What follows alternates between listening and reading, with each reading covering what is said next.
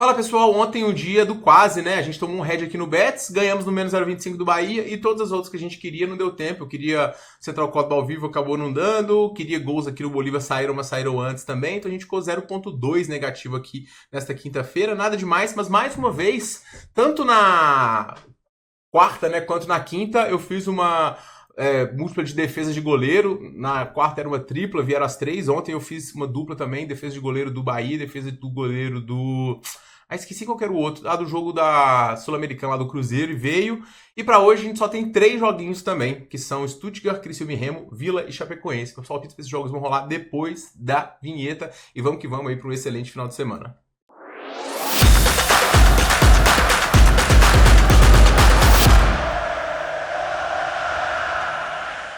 E fala galerinha apostadora, beleza? Tudo bom? Tinaro aqui para mais um vídeo. A gente começa analisando o confronto entre Stuttgart e Heidenheim. O Stuttgart ele tem uma chance ainda, embora não muito alta, de terminar entre os 6 primeiros. Ele está a 6 pontos do mais, então basicamente ele tem que vencer aqui todos os jogos e torcer por tropeço aqui de todos esses times.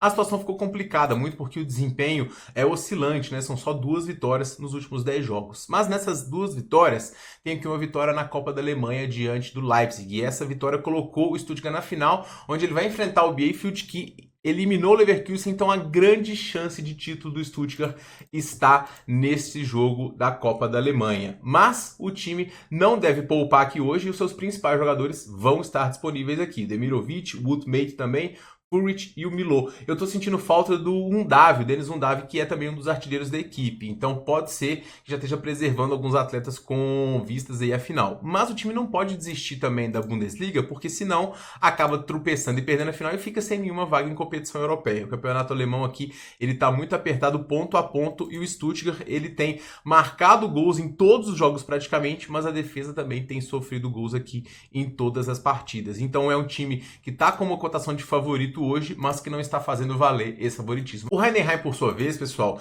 ele é provavelmente um dos rebaixados aqui, porque ele está a 8 pontos do Hoffenheim. Mas na Bundesliga a gente tem aquele playoff de rebaixamento, onde o 16º joga, se eu não me engano, com o terceiro da segunda divisão. Então eles fazem um playoff para saber se o time vai ser mesmo rebaixado ou se ele vai continuar na Série A. Então o Heidenheim tem chances de permanecer. Para isso ele precisa de ficar acima do Bochum. Ele está 2 pontos. Então ele tem que, embora ainda tenha uma chance remota de ultrapassar o Rafael, que é muito difícil 8 pontos tirar em 4 rodadas, mas necessariamente ele precisa de ficar à frente do Bochum. O Heidenheim é um dos times que mais tem ambas marcas nos seus jogos, o time produtivo ofensivamente, mas que defensivamente não consegue jogar muito bem e que normalmente também tem jogos muito movimentados. Então eu espero um tiroteio aqui nessa partida, porque é basicamente só a vitória interessa a ambos. O Stuttgart querendo vencer, uma produtividade ofensiva muito grande. O Heidenheim não tem marcado tantos, mas sofre muitos gols, então a gente tem gols dos dois lados aqui. Eu vou recomendar o mais de 2,5 gols aqui nessa partida do Stuttgart contra o Heidenheim. O segundo jogo, pessoal, é o jogo do Criciúma contra o Remo. E o Criciúma, ele fez partidas interessantes aqui até este momento, né? Ele começou com uma derrota de virada diante da equipe do Operário, depois ele perdeu um jogo duro aqui diante do Atlético Paranaense. O Atlético Paranaense é um forte mandante, e aí ele fez a sua melhor partida diante do Atlético. O Atlético tá mal, mas aqui o Criciúma finalizou 25 vezes, criou bastante, e 7 chutes ao gol. Então foi uma partida realmente muito boa da equipe do Criciúma. E no último jogo ele acabou jogando fora de casa diante do Novo Horizontino, que ontem venceu o poderoso Atlético Paranaense e conseguiu um empate também. O time só teve 2 dias de treinamento para o confronto.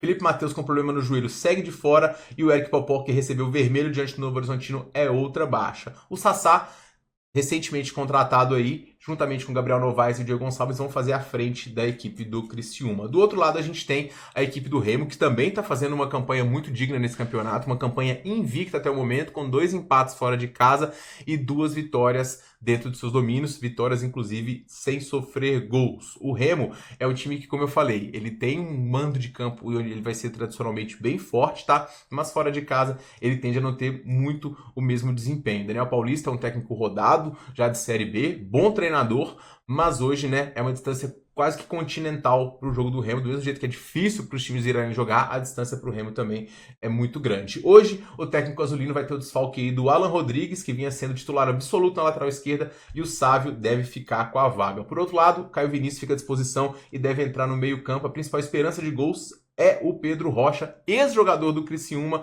que vai fazer a frente junto com o Viseu e com o Janderson. Eu acho esse um confronto parelho em relação às cotações. Eu acho que tá a linha justa para a vitória do Criciúma mesmo. E o que eu mais gosto nesse jogo, pessoal, é o mercado de gols. Eu vou pegar o mais de um gol aqui ao vivo, tá? Pelo menos um gol. A gente conta com gols da equipe do Criciúma, conta com gols eventualmente da equipe do Remo também, que marcou em todos os jogos fora de casa. E eu só não vou nesse handicap do Remo aqui, porque a atuação do Criciúma, tanto diante do Operário, ela foi um pouco mais imponente, diante do Atlético, ela foi muito forte.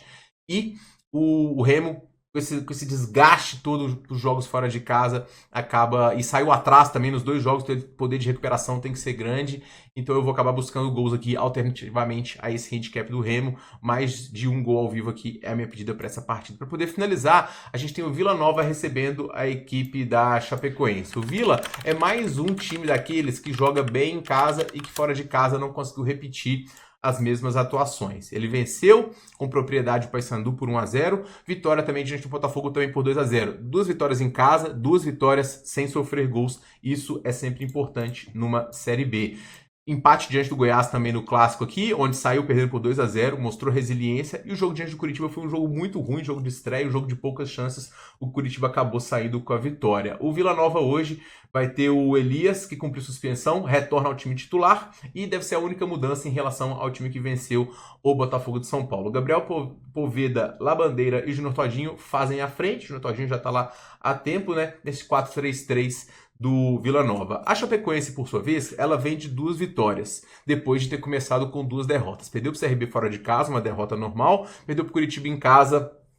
Também a Chapecoense não tem um elenco muito forte na minha visão. Hoje o time não tem desfalques para o duelo, né? E vai ter todos os jogadores à disposição. Chapecoense com força máxima. Chapecoense vem de 2 vitórias, mas eu vou colocar 2 asteriscos aqui nessa vitória da Chape. Um diante do Paysandu. O Paysandu poupou por conta da Copa Verde. Foi inclusive uma falha de análise minha nesse jogo, que eu tinha ido pro lado do Paysandu.